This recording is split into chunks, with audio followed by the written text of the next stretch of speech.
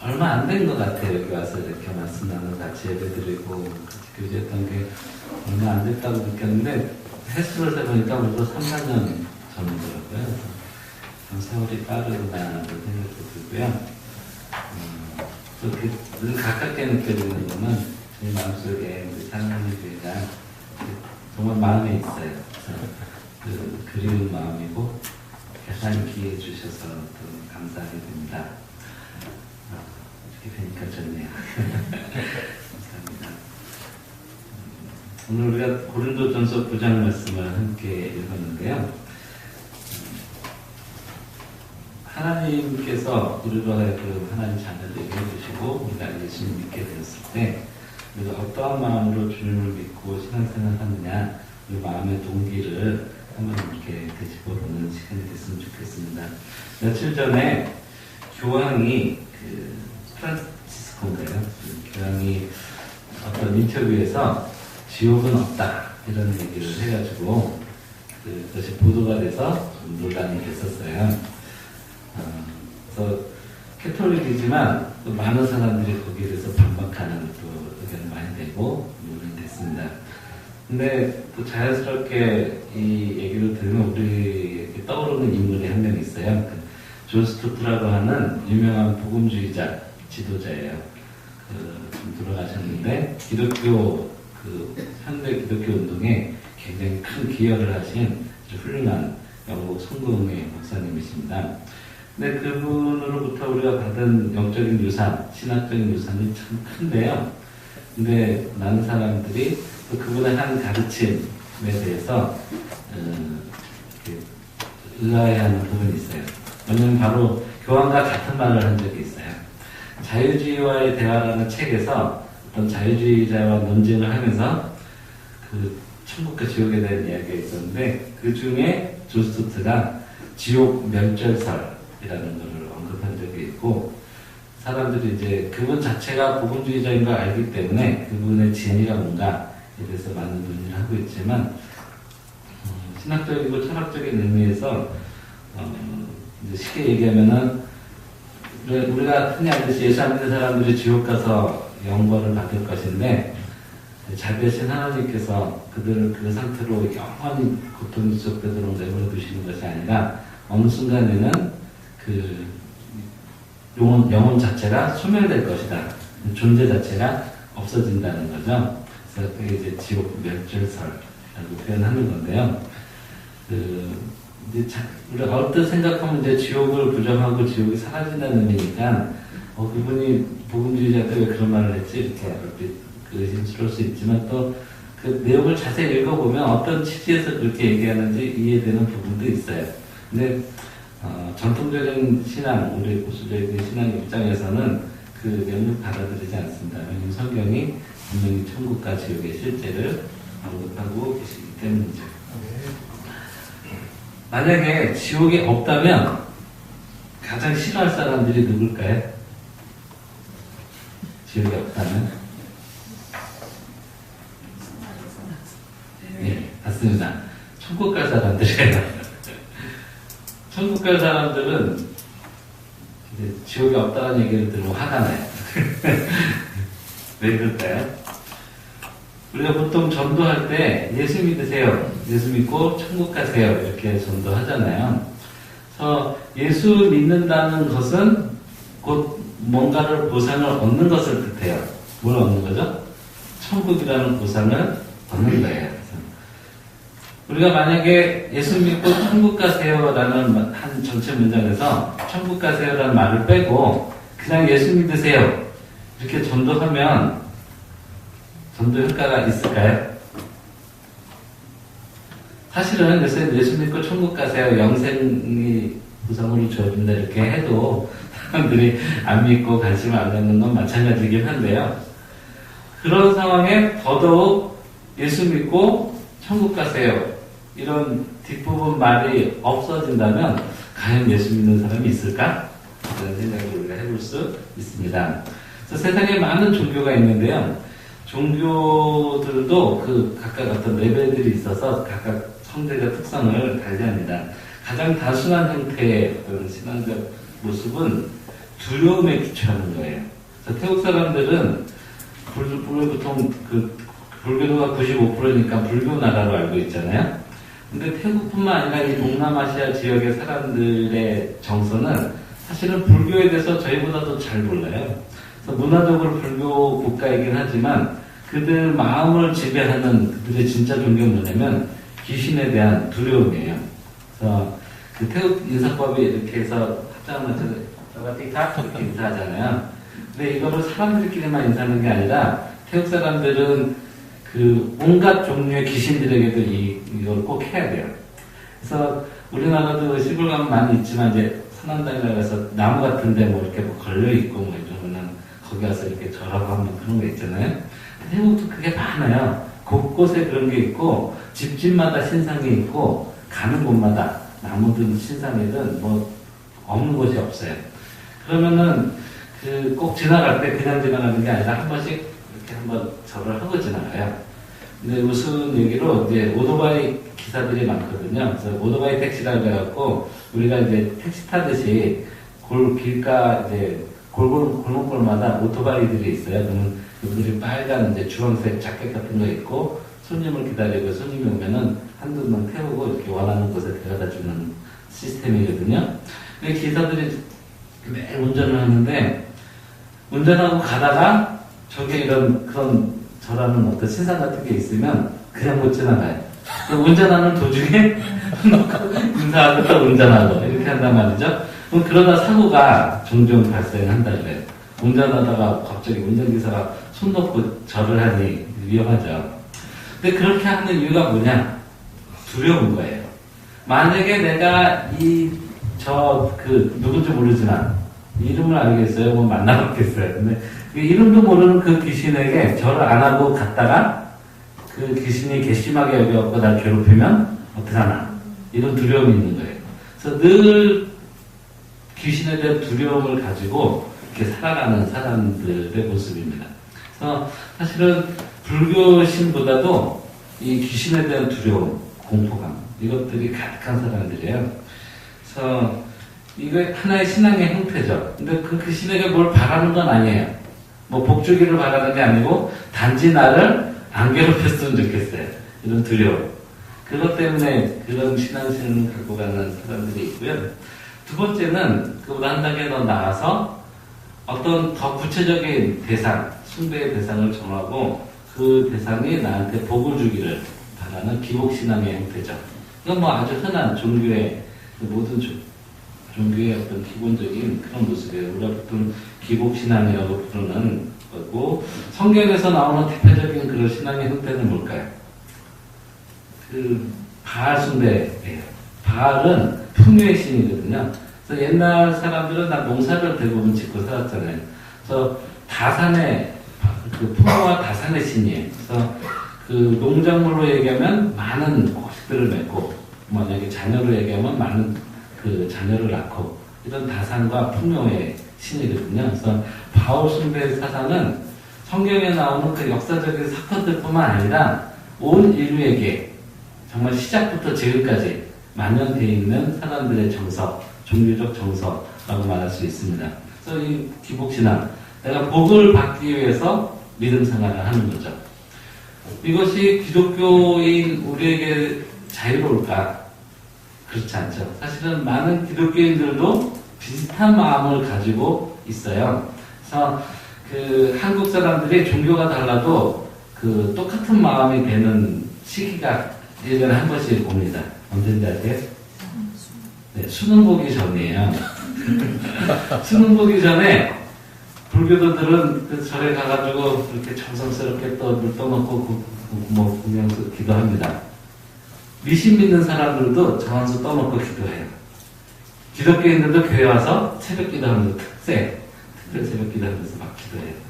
기도 내용은 똑같아요. 그렇죠? 네.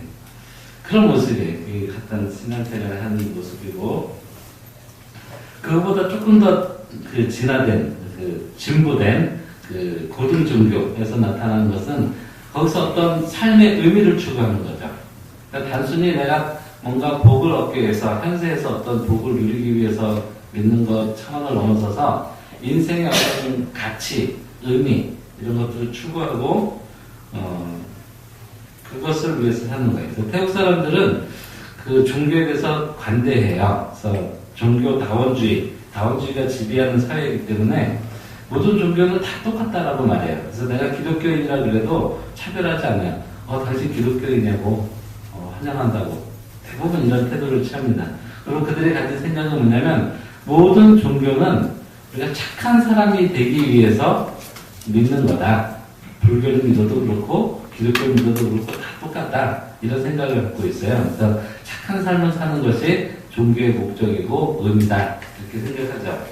그래서 이것은 어떤 단순히 복을 누리는 것 처음 넘어서 삶의 의미를 추구하는 것들이 포함되어 있어요.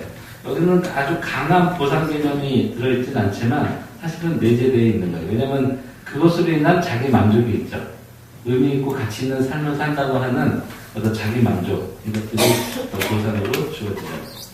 네 번째 종교 생활에 대한 어떤 믿음 생활에 대한 양상은 신에 대한 헌신이에요. 이것도 극단적으로 이제 두 가지로 나눌 수 있는데요. 영적 쾌락주의에 해당하는 사람들이 있어요. 종교 생활에 막 심취해가지고 보통 우리가 광신자라고 부르는 아니면 신비주의자 또 종교적 체험을 아주 열렬하게 추구하는 사람들 그런 사람들이 있죠.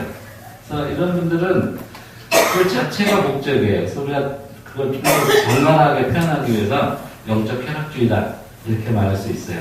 또 신비적 체험 우리 기독교 안에서도 신비주의 강한 사람들 많고 어떤 이적, 기적 이런 걸 보기를 원하는 그래서 설교하다가 금가루가 내리고 옆다리 금이빨로 바뀌고 이런 것들 추구하는 사람들이 있어요.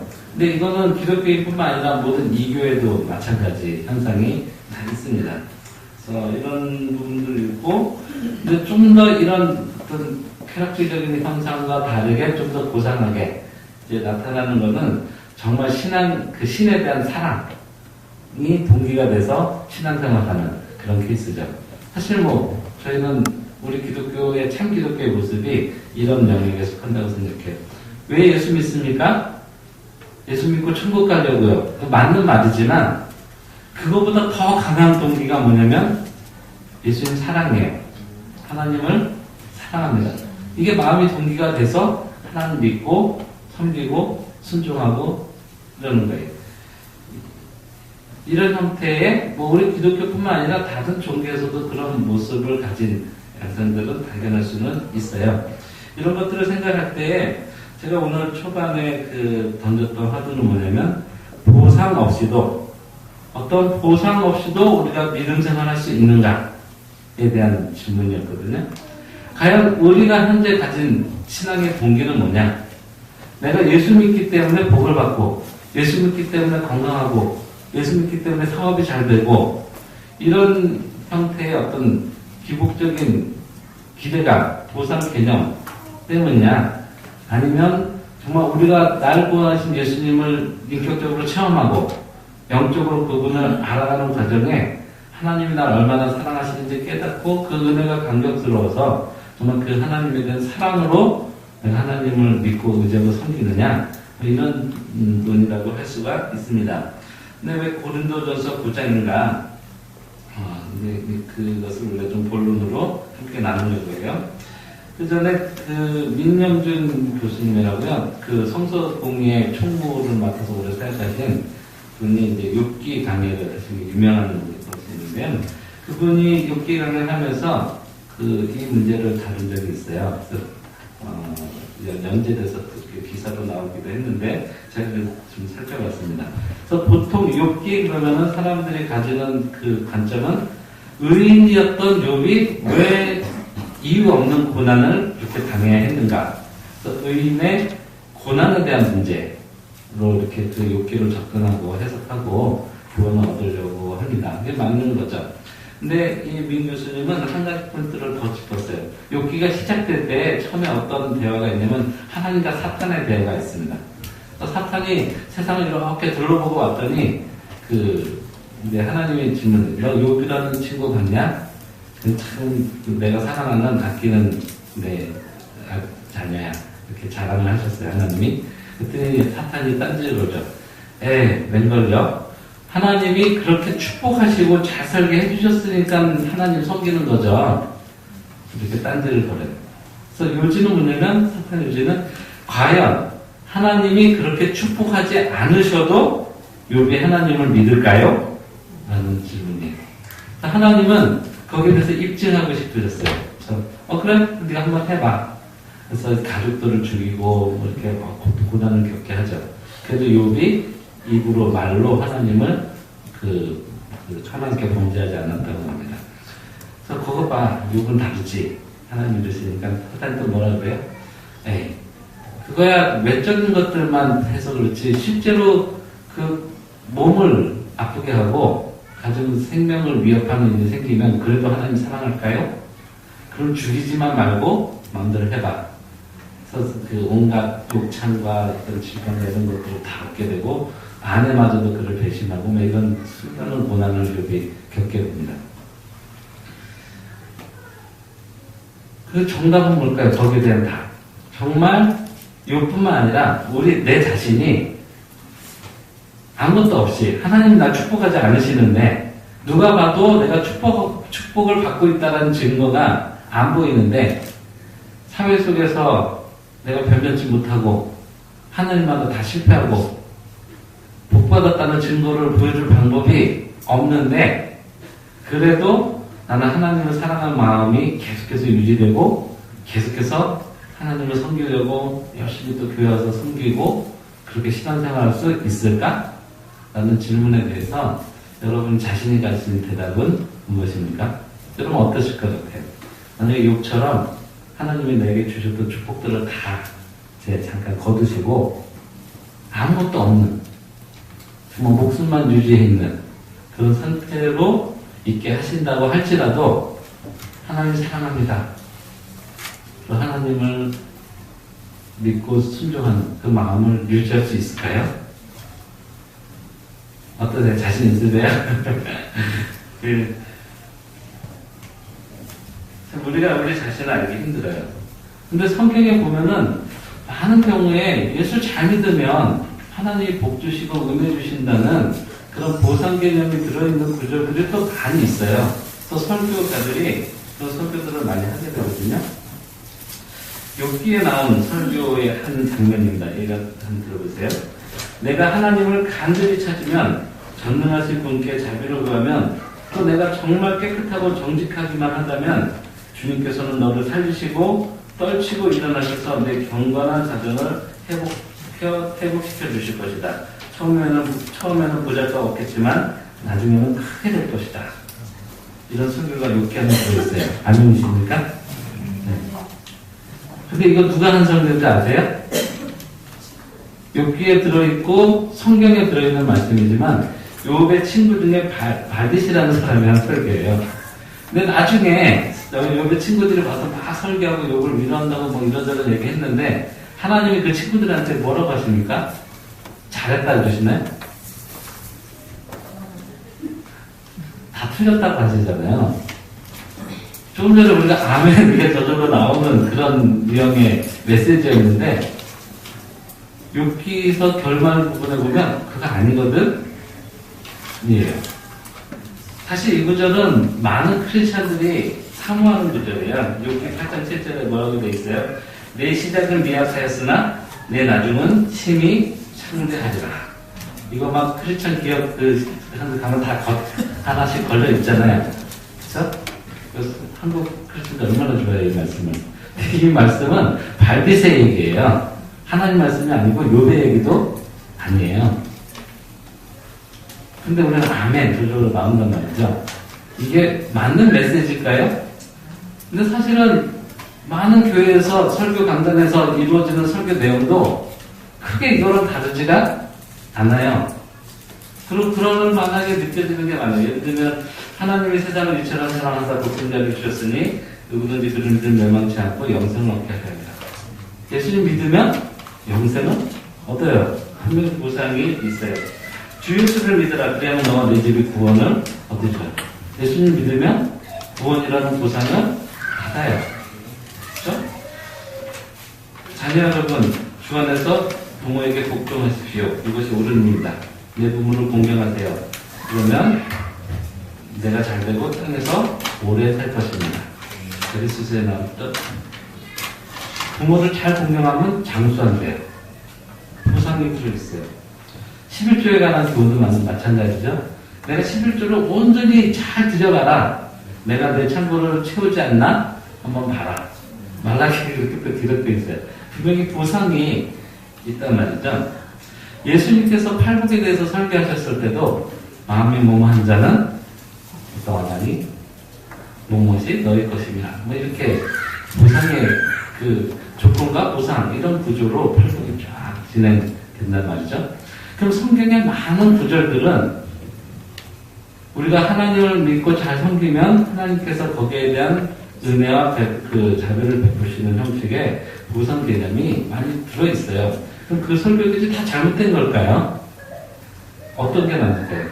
우리가 신앙생활 잘하면 하나님이 복 주시고 우리 헌신에 대한 보상을 하시는 게 맞습니까? 아니면 그런 보상이 없어도 그냥 우리가 무익한 종으로 고백하면서 섬기는 것이 맞는가요?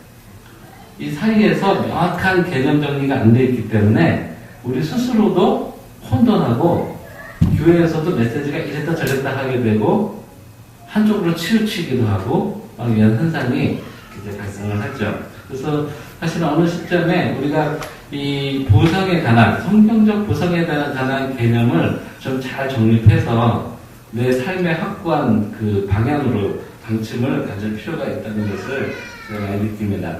많은 그리스도의 신자들이 양다기를 거치면서 신앙생활을 해요. 현세에서도 복을 받고 영생이라는 내세의 복도 받고 이 두 가지를 다 받고 싶어 하죠. 그게 잘못된 것인가? 그렇지도 않아요. 그렇죠? 성경이 우리에게 말씀하시니까요.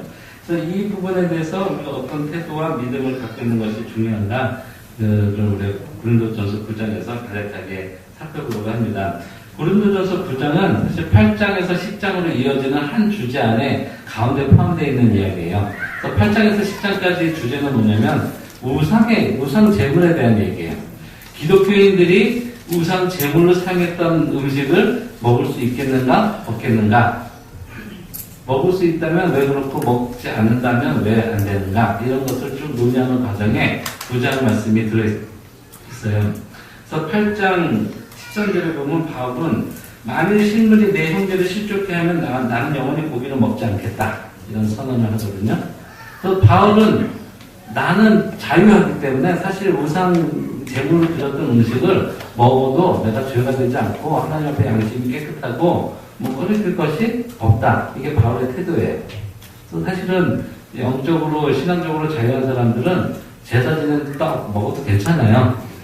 이웃이 제사 지내고 와서 우리 보사 지냈는데 이 떡 좀 나눠 먹어요. 그걸 갖다 주면은 제사 지냈던 떡은 안 먹어요. 거절하더니 잘 감사해요. 잘 먹겠습니다 하고 먹는 게 그 사람을 위해서 더 덕스러워요. 또 먹을 수도 있어요. 근데 바울은 자기는 안 먹겠다는 거예요. 왜냐면 그거를 옆에 있던 크리스찬 형제가 봤는데 바울이 우상제물을 먹네? 그래서 실족할 수 있다는 거죠. 그런 일이 발생한다면 나는 안 먹겠다. 나는 사실 먹을 수도 있지만 그 연약한 형제가 실족할까봐 안 먹겠다. 그런 얘기를 하는데, 그래서 사실은 자유가 있지만 그 자유를 쓰지 않는다는 우상제물과 관련해서 그 이야기를 설명하면서 그 자유에 관한 얘기를 9장에서 더 심도 있게 하는 중이에요. 그래서 그 처음 이제 9장 1절에서 2절 보면 내가 사도다라는 것을 입증하는 이야기를 합니다. 내가 왜 사도인가 설명하고, 더욱이 내가 직접 개척하고 복음을 가르치고 예수 믿게 만든 고린도 교회 너희에 대해서는 내가 더 사도가 아니냐. 그리고 많은 사도뿐만 아니라 예수님의 12 제자와 또 예수님의 형제들과 또 교회 지도자들이 있었잖아요. 그런 사역자들이 그래서 교회에서 사역하게 되면 그 초대교회 때부터 교회에서 그 생활비를 제공하고 그들을 육신적으로 살 수 있도록 필요한 것들을 공급했어요. 그럼 내가 사도고 정당한 사도고 너희에게는 더욱더 교회 개척자, 설립자로서 마땅히 그 말씀을 가르치고 너희 영육한 것에 대한 보상으로 경제적인 도움을 받는 것이 마땅한 권리다. 라는 걸 설명하면서 하지만 나는 한 번도 경제적 보상을 받은 적이 없다. 베드로는 결혼했죠. 그래서 결혼을 하게 되면 사역자들이 결혼하면 그 가족까지도 교회가 또 서포트하는 게 그 당시 전통이었고 마땅한 원리고 율법적으로도 또 일반적인 그 상식적으로도 맞는 이야기라는 것을 9장 앞으로 우리가 16절부터 읽었는데 15절까지 내용이 쭉 그 얘기예요. 사역자는 마땅히 그 말씀을 전한 사역을 통해서 복음을 전하는 사람은 복음으로 말미암아 살리라. 얘기는 복음을 전하는 사람들은 안 먹어도 살 수 있다. 뭐 그런 얘기가 아니고 복음을 전하는 사람들은 마땅히 그로 인해서 생활 그 필요를 공급받는 것이 마땅하다. 이게 율법적인 원리라는 것을 쭉 설명하는 거예요. 그런데 나는 다른 사람들과 달리 한 번도 물질적인 보상을 받은 적이 없다라는 거예요. 왜 그랬겠느냐? 그래서 아까 형제들을 위해서 우상제물을 내가 먹을 수도 있지만 안 먹겠다. 일단 내가 내 스스로 내 자유를 포기하는 원리를 이 원리에서 다시 보충해서 설명하고자 하는 것입니다. 그래서 마땅히 그는 받을 만한 자격이 있지만 그는 왜 그 마땅한 권리를 사용하지 않았을까? 12절에 그 이유를 설명하고 있습니다. 12절 한번 보시겠어요? 다른 이들도 너희에게 이런 권리를 가졌거든 하물며 우리일까 보냐. 그러나 우리가 이 권리를 쓰지 아니하고 범죄에 참는 것은 그리스도의 복음에 아무 장애가 없게 하려 함이로다. 뭐 때문이라 그랬죠?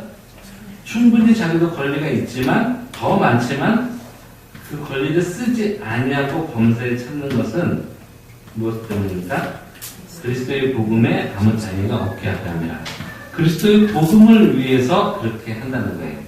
나는 자유가 있지만 그리스도 복음을 위해서 그 자유를 누리지 않고 나는 권리가 있지만 그리스도의 복음을 위해서 그 권리를 포기하면서 살아왔다. 앞으로도 그럴 것이다. 라고 말하는 거예요. 복음을 위해서입니다. 13절, 14절에서도 계속해서 성경적 원리나 사역자들의 어떤 생활 방식에 대해서 다시 언급하면서 마땅히 받을 만한 권리지만 난 그렇게 하지 않았는다. 15절에 반복해서 말합니다. 15절 보시면요. 그러나 내가 이것을 하나도 쓰지 아니하였고 또 이 말을 쓰는 것은 내게 이같이 하여 달라는 것이 아니라 내가 차라리 죽을지언정. 그리고 여기다 점점점 잠깐 멈춰야 돼. 읽으실 때. 그러고 나서 누구든지 내 자랑하는 것을 헛된 대로 돌리지 못하게 하리라. 지금 이 이야기를 하는 거는 내가 여태까지 내 권리를 쓰지 않았으니까 이제 너희들이 그거 다 내가 안 누렸던 권리 다 채워줘. 이런 요구하는 게 아니라 오해하지 말라는 얘기예요. 그리고 울컥한 심정으로 내가 죽을지언정 안 할 거야. 라고 말을 합니다. 왜냐면은 복음을 위해서 이 원리가 너무나 중요하다는 거예요. 16절에서 계속 얘기합니다. 내가 복음을 전할지라도 자랑할 것이 없음은 내가 부득불할 일임이라. 만일 복음을 전하지 않으면 내게 화가 있을 것입니다. 왜 바울은 17절까지 만들어볼게요. 내가 내 자유로 이것을 행하면 상을 얻으려니와 내가 자유로 아니한다 할지라도 나는 사명을 받아노라. 이게 무슨 말씀이냐면 사실 바울이 이 복음 전도자가 된 것은 그가 기적적으로 다메섹에서 예수님 만났잖아요. 그리고 사명을 받았어요. 이방인을 위해서 복음을 전하라고. 자기는 자기가 자원해서 나 사역자 할래요. 나 복음 전도할래요. 나 선교사 할래요. 나 목사로 주님을 섬기겠습니다. 이렇게 자원해서 시작한 것이 아니라 주님께서 강권하셔서 너는 내 사역자야. 끌어당겨서 사역을 맡기셨다는 거예요. 그래서 만약에 내가 자유로 자원해서 제가 할게요. 그래서 야, 너 그렇게 헌신하다니 대단하다. 훌륭해. 칭찬 듣고 보상을 받을 수도 있겠지만 그런 게 아니라는 거예요. 그냥 이렇게 픽업을 받았어요.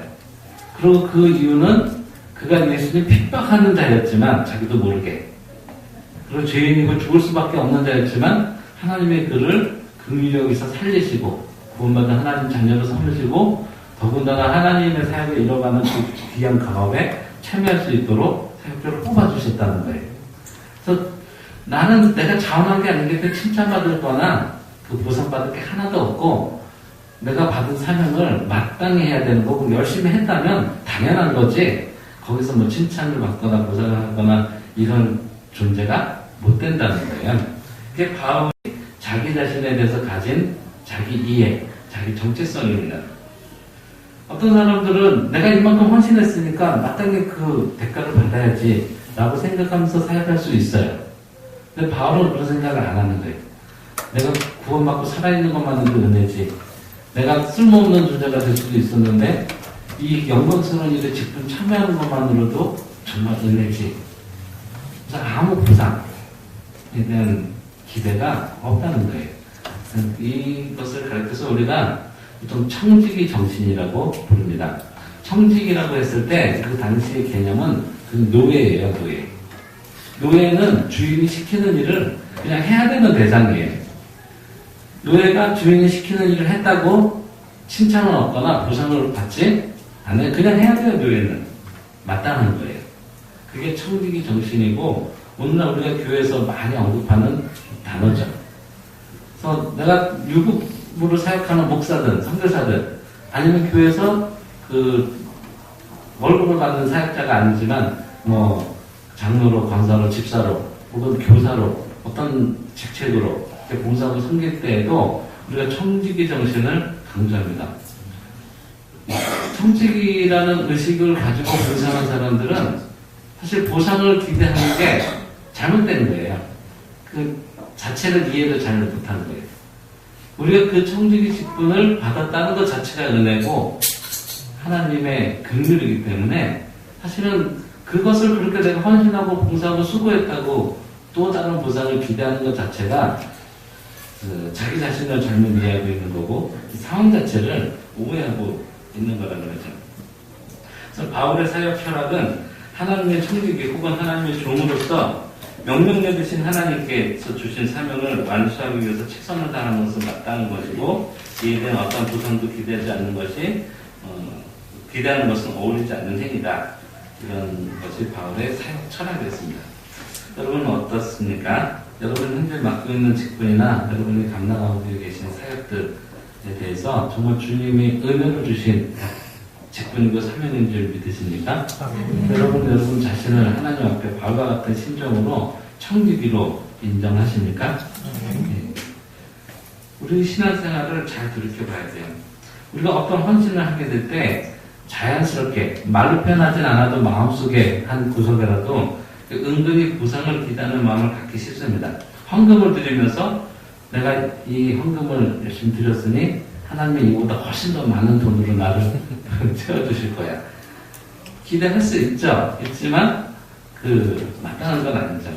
예배를 드리면서 내가 내 시간을 이렇게 할애해서 하나님 앞에 예배하고 직장 다니는 바쁜데 수요 예배도 오고 새벽 기도도 왔는데 이렇게 하면 하나님이 나를 복 주셔서 내가 하나님도 더 잘하게 해주시겠지. 이거는 그냥 종교성으로는 자연스러운 사람들의 사고방식이지만 우리가 알고 있는 영적 원리에 의하면 어울리지 않는 생각이에요. 내가 뭔가 이렇게 크게 헌신하고 하면 하나님도 알아주시고 교회도 목사님도 또 성도들도 나의 수고에 대해서 알아주겠지? 이런 기대감도 사실은 청지기 정신과 어울리지 않습니다. 이런 것들은 내가 예측하고 기대하는 수준으로 실현되지 않으면 우리가 그렇게 막 헌신했던 마음이 급속적으로 급냉해요. 막 식어져요. 그래서 사실은 많은 사람들이 교회에서 봉사하면서 언제든지 내가 기대하는 보상이 없으면 파업할 준비가 돼 있어요. 나 안 해. 내가 월급 버는 것도 아닌데 그거 왜 해야 돼? 나 안 해. 이 마음이 막 식게 드는 거예요. 그래서 동기가 막 줄어들고 그 봉사하고자 하는 마음이 사라지죠. 근데 바울은 그 자원한 것이 아니라 자기는 받을 자격이 없다라고 생각했는데 난 자원해서 했는데요. 그럼 마땅히 받을 자격이 있는 거 아닌가요? 이렇게 질문할 수 있어요. 이런 사고나 태도를 놓고 사용하기 딱 좋은 한국 속담이 있어요. 물에 빠진 사람 구해주니 보따리 내놓으라 한다. 사실 정말 우리는 물에 빠져 죽어가는 상태인데 하나님 구원해 주신 건데 하나님 구원해 주셨더니 뭐 조금 봉사한다고 보따리 내놓으라고 하나님한테 요구하는 식이 되는 거예요. 만약에 그렇게 되면 우리가 그냥 흔히 얘기하는 아까 종교의 여러 가지 차원을 했을 때 그냥 기복 종교를 믿는 그런 사람들과 별다를 바 없게 됩니다. 그래서 우리가 전도할 때도 주의해야 돼요. 예수 믿으면 복 받습니다. 맞는 말이긴 한데 오해를 일으킬 수 있어요. 듣는 사람들한테.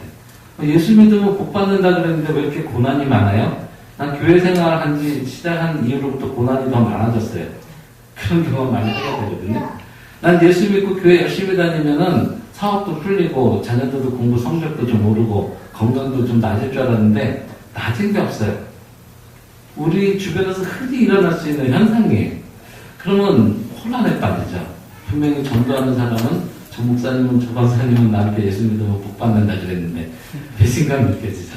그렇죠? 사실 우리가 전도할 때 예수 믿으면 복 받아요. 예수 믿으면 영생을 얻어요. 맞는 얘기인데 사실은 그 다음에 양육을 잘 해야 돼요. 복음이 무엇인지 우리가 예수 믿고 신앙생활한다는 게 어떤 의미인지 잘 양육하지 않으면 많은 사람들이 그 기독교 신앙을 오해하게 되는 거예요. 신약 성경은 사실 성도들의 삶에 대해서 명확하게 이야기하고 있습니다. 기독교인의 삶은 넓은 평탄대로를 걷는 게 아니라 항상 좁은 문으로 들어가고 좁은 길을 걷는 거예요. 그게 신앙생활의 본질이에요. 무릇 그리스도 예수 안에서 경건하게 살고자 하는 자는 무엇을 받으리라? 기억나십니까? 디모데후서 3장 8절에서 10절에 있는데 무릇 그리스도 예수 안에서 경건하게 살고자 하는 자는 무엇을 받으리라? 뭘까요? 핍박이에요. 핍박. 여러분 삶 속에 핍박이 있습니까? 예수 믿기 때문에? 핍박이 있다는 것은 여러분이 경건하게 살고 있다는 증거예요. 근데 만약에 여러분 삶에 핍박이 없어요. 예수 믿는데 아무도 날 핍박하지 않아요. 그 얘기는 거꾸로 얘기하면 내가 경건하게 살고 있지 않다는 얘기예요. 남들이 봤을 때 예수 안 믿는 사람이 봤을 때 너랑 나랑 똑같네 이렇게 느낀다는 거죠. 근데 예수 안 믿는 사람들이 봤을 때 뭔가 달라요. 나는 저렇게 못하는데 저 사람은 굉장히 다르게 살아요. 그러면은 그걸 칭찬해주고 격려해주는 게 아니라 오히려 핍박해. 넌 왜 나랑 달라? 너 왜 도둑질 안 해? 너 왜 거짓말 안 해? 너만 잘났어? 이렇게 되는 거예요. 또 사실 우리가 한국은 예수 믿는다고 어떤 법적인 핍박이나 이런 게 없지만 우리가 정말 말씀대로 경건하게 살려고 온전한 표준을 가지고 노력하면 사방에서 핍박이 날아오게 돼 있습니다. 정말 어려워요. 불법하지 않고 뇌물 쓰지 않고 정직하게 회사를 운영하려고 그러면 사업이 간대요. 그냥 다 뇌물 쓰고 뒷거래를 하고 막 이런 것들이 보편화돼가지고 다 그런 사회 속인데 나 혼자 준법을 하고 나 혼자 옳은 방법을 택해서 살면 정말 쉽지 않은 게 그 현대 생활입니다. 그래서 사실은 기독교인의 삶은 좁은 길을 가고 좁은 문을 들어가고 의롭게 경건하게 살기 위해서 핍박을 감수하는 그런 삶이거든요. 그래서 우리의 삶을 정확하게 이해해야 되죠. 예수 믿으면 자동으로 복받고 무명명수하고 부자되고 그런 것은 우리 기독교 복음을 진리를 심각하게 왜곡시키는 그런 일일 수 있습니다. 제가 14년째 이제 선교사로 살고 있는데요. 선교사로 살면서 깨닫고 이해하는 선교의 의미도 바로 그런 것들이었어요. 내가 가서 뭔가 위대한 일을 막 접촉해서 전도하면 다 예수 믿게 되고 뭔가 내가 양육한 사람들은 다 놀랍게 변화되고 그런 기대감이 있지만 사실 그렇게 되지 않거든요. 실패한 것처럼 보이고 아무것도 안 한 것처럼 보이고 그 무의미한 것처럼 보이고 지치고 낙심하게 되고 그런 일들이 훨씬 더 많거든요. 그러면 하나님은 왜 날 선교사로 이곳에 보내셨을까? 이런 근본적인 질문부터 다시 하게 되고 지치고 힘들게 되죠. 아마 여기서 한국에서 목회하시는 우리 목사님이나 많은 사역자들도 비슷하게 느낄 거고요. 우리 성도인들도 자기 개인 삶에서 크고 작은 일들도 비슷한 느낌을 가질 수 있습니다. 선교사로 살면 어떤 보상을 받아야 되는가? 사실 요새는 선교사들이 보상을 많이 받아요. 존경도 받고 이렇게 기도와 관심을 받고 사실 행복한 사람들입니다. 그래서 너무 이렇게 사랑을 많이 받다 보니까 어떤 경우에는 받기만 잘하는 그런 잘못된 습관에 빠지기도 해요. 아주 위험한 일입니다. 저희가 이번에 한국에 들어온 이유는 저희 자녀들이 고졸 검정고시를 둘이 동시에 보려고 온 거예요. 그래서 지난 4월 7일 날 토요일 날 시험을 잘 마쳤습니다. 그리고 지난주에는 이제 고등학교 과정을 마쳤다고 뭐 졸업장도 안 주고 아무것도 없으니까 우리끼리 졸업여행 가자. 그래서 우리 가족 넷이서 졸업여행 갔다 왔어요.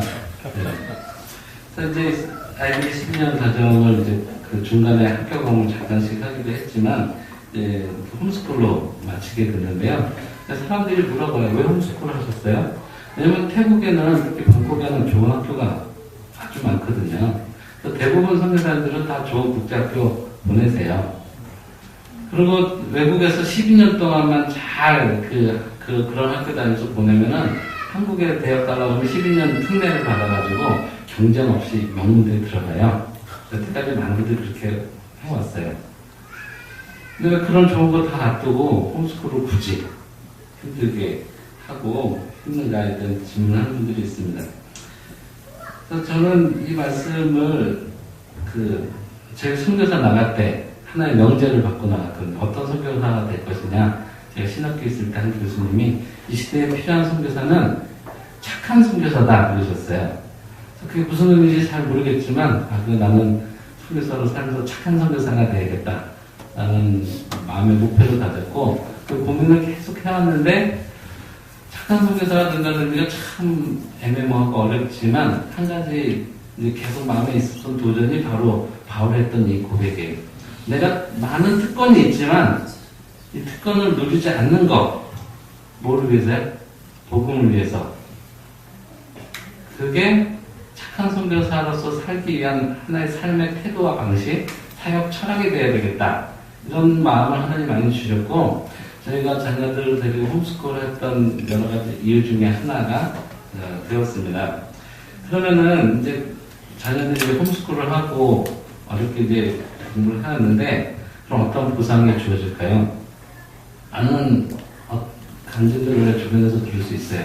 우리가 하나님 앞에 헌신해서 선교사를 열심히 사역했더니 정말 하나님이 자녀들을 책임져 주시더라. 그래서 우리 자녀들이 어렵게 공부를 했지만 좋은 대학에 진학했다. 이런 간증들 많이 들을 수 있거든요. 근데 하나님이 저에게 주신 것은 그거 포기해야 되는 거예요. 사실은 이렇죠. 한국에서 공부하는 학생들 얼마나 힘들게 공부합니까? 명문대 가려면 얼마나 고생해야 돼요. 그렇죠? 그리고 하나님의 성경적 원리는 뭐냐면 신문대로 거두는 거예요.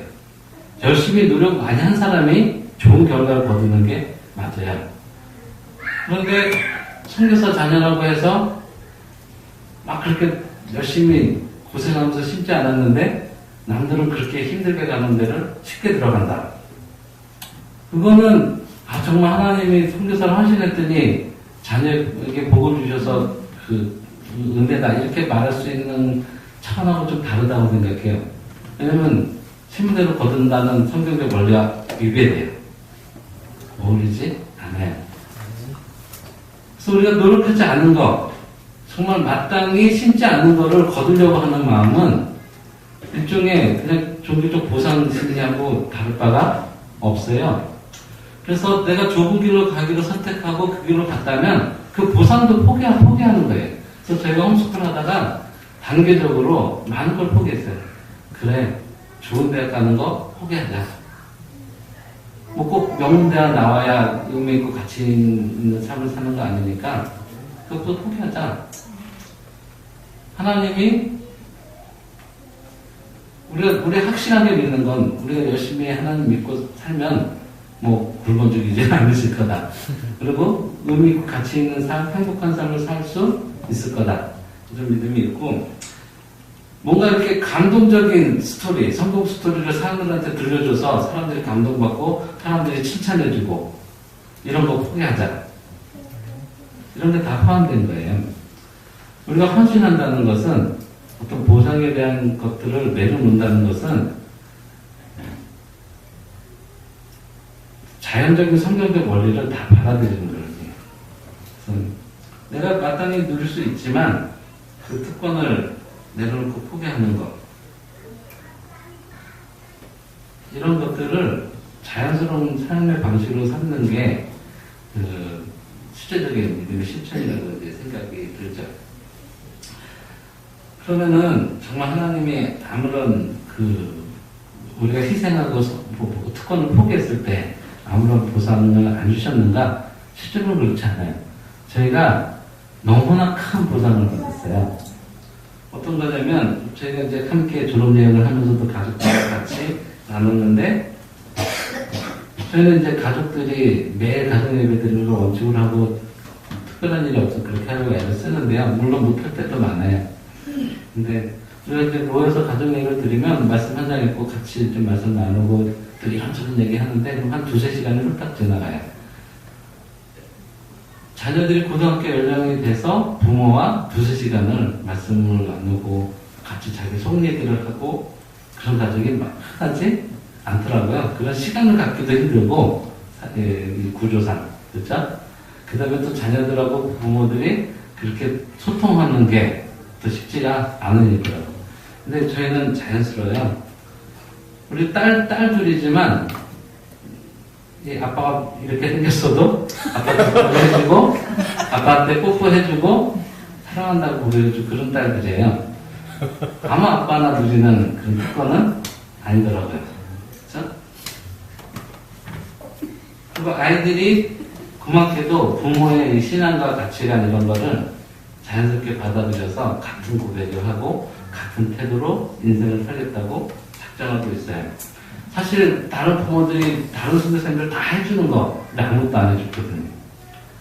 그래도 거기서 불만을 한 적이 없어요.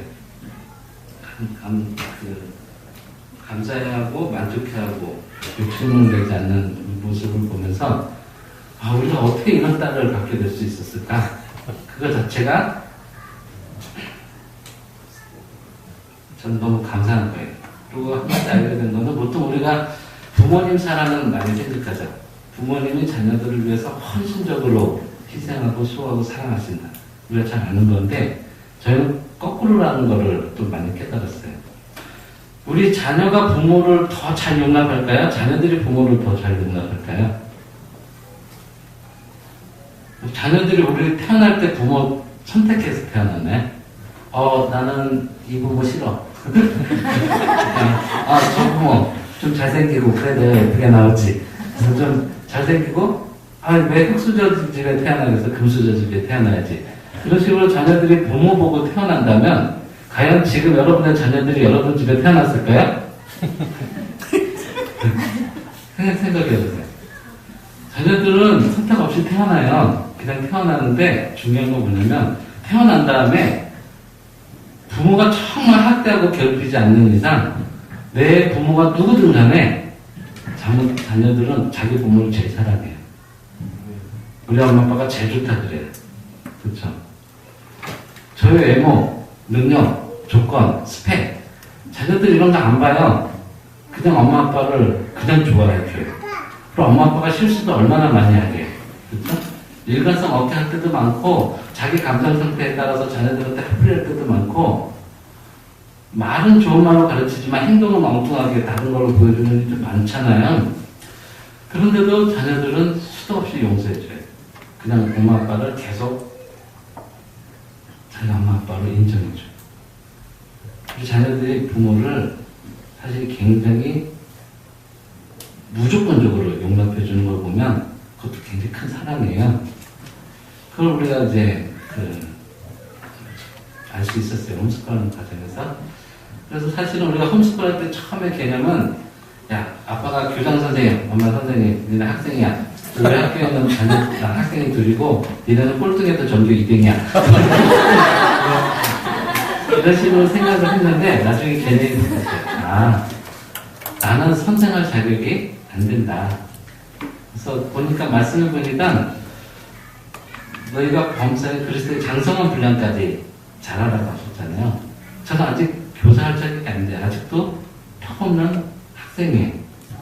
그래서 우리 홈스쿨에는 학생이 넷이다라고 바뀌었어요. 선생님 없어요. 선생님은 우리 하나님이시고 텍스트북은 성경이에요. 그래 학생 넷인데 그냥 제가 나이 제일 많으니까 반장. 그래서 우리 홈스쿨은 방학도 없고 졸업도 없어요. 죽으면 졸업하는 거예요. 왜냐면 죽을 때까지 그리스도 안에서 자라가야 되잖아요. 살다 보니까 엄마 아빠라고 쟤네들보다 한 30년 더 살았다고 뭐 특별히 더 잘하지도 않아요. 막 가르쳐놓고 내가 못할 때도 너무 많고 애들이 24시간 같이 있으니까 다 보잖아요. 애들 학교 보내놓으면은 학교 가 있는 동안에 내가 어떻게 사는지 애들이 모를 수 있는데 홈스쿨 하면 그냥 24시간 같이 있으니까 내가 잘하는 거 못하는 거 다 보거든요. 그래서 애들이 실망하고 상처받을 때도 왜 없겠어요. 그렇죠? 그래서 저희는 홈스쿨 하면서 사과도 많이 했어요. 야, 엄마 아빠가 미안해. 아빠가 잘못했어. 아빠도 아직 배우는 학생이라 불안해져서 계속 사과하게 돼. 계속 사과하게 돼.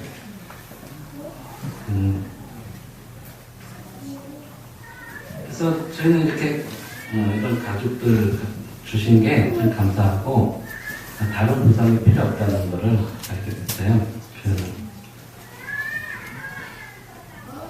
그래서 18절에 바울이 이렇게 고백합니다. 한번 18절 같이 읽어보겠습니다. 시작. 그런즉 내 상이 무엇이냐? 내가 복음을 전할 때 값없이 전하고 복음으로 말미암아 내게 있는 권리를 다 쓰지 않냐는 이것이다. 아멘. 저는 이 말씀 읽었을 때 충격적이었어요. 그런데 내 상이 무엇이냐? 내가 하나님 앞에 받을 상이 뭐죠? 선교사로 헌신해서 어떤 상을 기대할까요?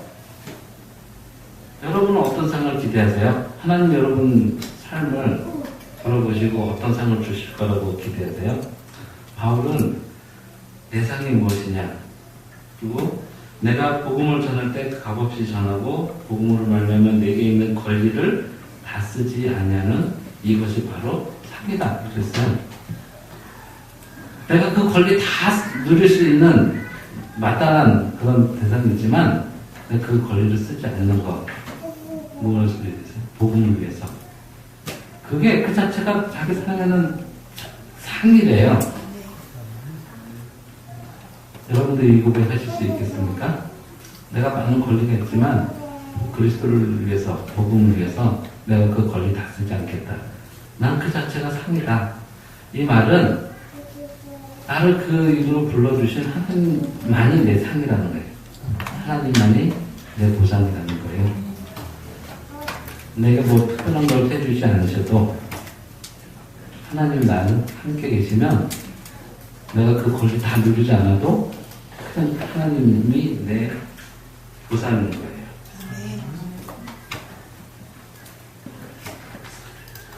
이게 사역 철학이라면 사역 전략도 있어야 되잖아요. 그래서 그 다음에 나오는 구절들은 사역 전략에 관한 부분인데요. 제가 한번 말씀드려드릴게요. 19절부터입니다. 내가 모든 사람에게 자유로우나 스스로 모든 사람에게 종된 것은 더 많은 사람을 얻고자 합니다. 유대인에게는 유대인처럼, 율법 있는 자에게는 율법 있는 자처럼, 없는 자에게는 없는 자처럼 이렇게 했다고 합니다. 22절에 가시면 약한 자들에게 내가 약한 자와 같이 된 것은 약한 자를 얻고자 하며 내가 여러 사람에게 여러 모습으로 된 것은 아무쪼록 몇 사람이라도 구원하고자 하느니. 그래서 바울의 선교 전략은 그냥 누구를 만나든지 그 사람처럼 대해주는 거예요. 그 사람을 대할 때 내가 그 사람에게 주장할 수 있는 내 권리를 포기하는 거예요. 너는 나랑 이런 관계니까 너는 나를 이만큼 존경하고 나한테 이만큼 보상해. 그게 마땅히 주장할 수 있는 권리라 해도 그거를 포기하는 거예요. 그래서 각 사람에 대해서 다르게 했어요. 이 사람에 대해서는 그 사람에 대해서 내 권리를 포기하고 이 사람에 대해서는 그 사람에 대해서 내 권리를 포기하고. 왜 그렇게 합니까? 그 사람 영혼을 구원하려고 복음을 위해서 그렇게 한 거예요. 이게 바울의 전략이었어요. 그래서 바울의 전략은 복잡하지 않아요. 각기 다른 사람에게 각기 필요한 방식으로 맞춤화된 선교 전략입니다. 다른 사람을 위해서 종이 되어주는 거예요. 그 사람의 수건을 양보하고 포기하는 거예요. 분명히 나는 자유인이지만 그 그를 복음 안에서 얻기 위해서 그의 종이 되는 것, 때로는 그를 위해서 죽는 것, 그들의 배신을 감수하는 것, 그들의 연약함을 기다려주는 것, 용납하는 것, 기꺼이 그를 위해서 손해보는 것, 바보가 아니지만 바보처럼 속아 넘어가 주는 것, 이게 다 포함됐어요.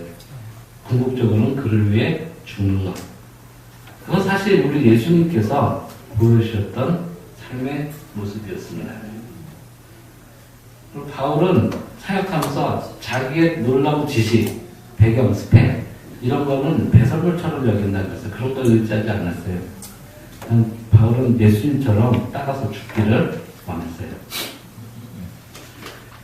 이 시대에 정말 복음 전도하기 힘들고 교회가 생존하기 힘든 시대인 거 맞아요. 태국이 전도하기 힘들지만 한국은 뭐 얼마나 힘들어요. 그렇죠?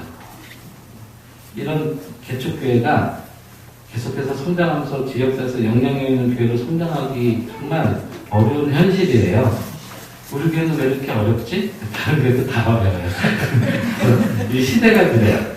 그리고 복음을 대하는 사람들의 마음이 그만큼 강박해요. 태국도 그렇고 한국도 그렇고 전 세계가 점점 더 그것을 통해서 치닫아요. 그럼 우리가 어떻게 하지? 전략은 바뀌지 않았어요. 이 바울이 사용했던 전략은 이 시대에도 유효하고 단지 우리가 그렇게 잘 못하고 있을 뿐이에요. 우리가 죽기로 작정하면 우리가 죽는 시점에 내가 아직 안 죽어서 못 보는 거예요. 죽으면 또 열매를 맺게 하시는 것은 하나님이시니까 될 거예요. 그렇죠? 만약에 누군가가 날 이용하고 싶으면 그냥 이용당해주는 거. 그러면은 불신자들이 찾아오고 싶은 교회가 되고 선교사가 되고 그럴 거라고 생각하는데 우리의 헌신과 그런 게 어려운 거죠. 바울은 자기의 사역 철학과 전략을 이렇게 나누고 사실은 여러분들도 저와 다르지 않습니다. 라는 이야기를 이제 뒷부분 24절에서 27절 끝에서 하는 겁니다. 그래서 그를 읽고 마치겠어요. 운동장에서 다른 줄 하는 자들은 다 달릴지라도 오직 상을 받는 사람은 한 사람인 줄 너희가 알지 못하느냐. 너희도 상을 받도록 이와 같이 다른지라라. 이기기를 다투는 자마다 모든 일에 절제하나니 그들은 썩을 승자의 반을 얻고자 하되 우리는 썩지 아니할 것을 얻고자 하노라. 그러므로 나는 다른 줄 하기를 향방 없는 것 같이 아니하고 싸우기를 허공을 치는 것 같이 아니하며 내가 내 몸을 쳐 복종케 함은 내가 남에게 전파한 후에 자신은 도주에 버림을 당할까 두려워함이로다. 사실은 이렇게 바울은 자기는 상 받지 않는다고 얘기했죠. 근데 성도들에게 적용할 때는 뭐라 그래요? 상을 얻기 위해서 애쓰라고 그래요. 적용이 달라요. 내가 이렇게 살았으니까 너희도 이 수준으로 살아라고 말하지 않아요. 또 눈높이를 낮춰서 성도들이 이해하기 쉬운 방식으로 다시 성도들은 어떻게 적용할 것인가 그래서 설명하는데 세 가지를 얘기했어요. 첫 번째는 자 운동 경기를 봐라. 그 지역은 이제 고대 올림픽이 시작된 그리스 지역이니까 그렇게 흔했거든요. 자, 운동 경기를 봐라. 다 똑같이 뛰어도 1등하는 사람만 상 받지 않느냐. 그러면은 너희들도 상 받으려면 얼마나 열심히 뛰어야겠느냐. 열심히 최선을 다하라. 그런 의미로 말씀 하나 했고요. 두 번째는 자 그러면 상 받는 사람이 그냥 널널하게 경기에 임하면서 상 받겠느냐. 철저하게 자기를 절제하고 자기를 훈련한다. 그냥 운동 경기에서 멸류관 받으려고도 그렇게 애쓰는데 우리는 썩지 않는 멸류관을 받기 위해서 도전하는 사람들인데 얼마나 더 잘 우리를 절제해야겠느냐. 그 절제하는 삶을 살아라. 그리고 세 번째는 아무리 열심히 해도 향방 없고 허공을 치듯이 헛수고하는 그런 모습이면 무슨 유익이 있겠느냐. 그래서 자기를 쳐서 목적케 해야 된다. 목표를 분명하게 하고 그 목표를 향해서 정확하게 해야지 아무리 열심히 해도 헛된 방향으로 아무데나 그렇게 하는 의미가 없지 않느냐. 분명히 목표와 목적을 분명히 하고 그 일을 위해서 집중하고 자기를 쳐서 복종케 하라. 이런 적용의 3단계 원리를 설명했어요. 그래서 자기는 상관하지 않고 살아가다고 말했지만 사실은 이 성도들 눈높이에 낮춰서 하나님 상 주시는 분이니까 열심히 우리가 그렇게 자기를 부족하고 복배와 강력성을 가지고 열심히 하자 이렇게 격려하는 것으로 이 9장 메시지는 낮춰집니다.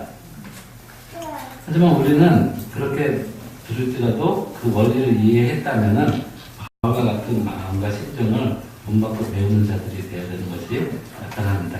그렇죠? 여러분은 예수님을 왜 믿으십니까? 만약에 천국이 없어도 예수님 믿으시겠습니까? 정말인데 천국이 없어도 예수님 믿으시겠어요? 내가 예수님 체험한 사람이라면 천국에 있거나 없고 내가 죽으면 세상이 끝나고 나도 존재가 없어진다고 해도 이 세상 사는 동안 예수님 믿고 예수님 뜻대로 살 거예요. 그렇죠? 만약에 예수님이 천국에 계신 게 아니라 지옥에 계신다면 지옥이라도 가겠습니까? 갈 거예요. 그러면 예수님 계신 곳이 천국이에요.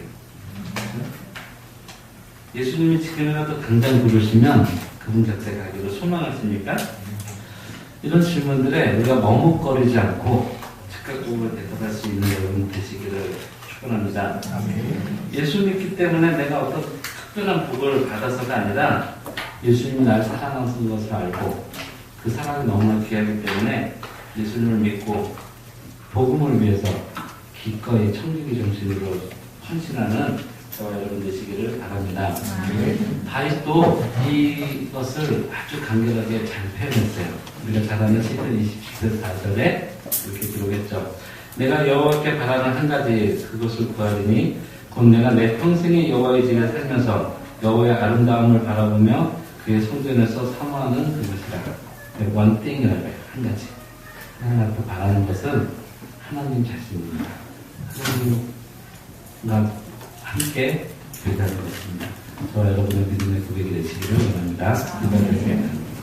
거룩하신 하나님 아버지